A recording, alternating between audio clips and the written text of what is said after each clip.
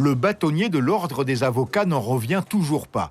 Devant lui, le rapport d'un expert près de la Cour d'appel de Paris sur le risque amiante au tribunal de Cayenne. Conclusion, de l'amiante présent dans l'immeuble L'Amcham, le bâtiment historique et l'ex-immeuble CPH, soit les 3 bâtiments du tribunal. Autre conclusion, depuis fin 2016, des travaux de rénovation menés sans précaution.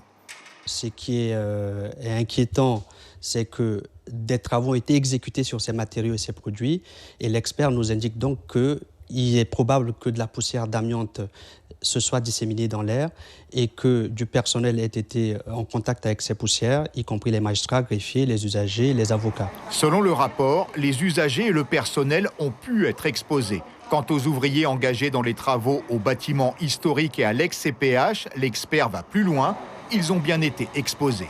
L'amiante se trouve dans des enduits, des peintures, des plafonds, dans des lieux très fréquentés.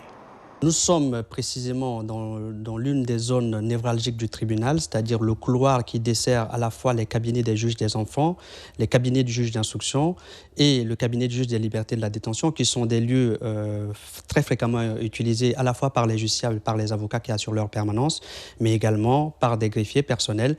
Et donc il y a un risque réel d'exposition aux poussières d'amiante lors des travaux qui ont été exécutés sur des matériaux contenant de l'amiante.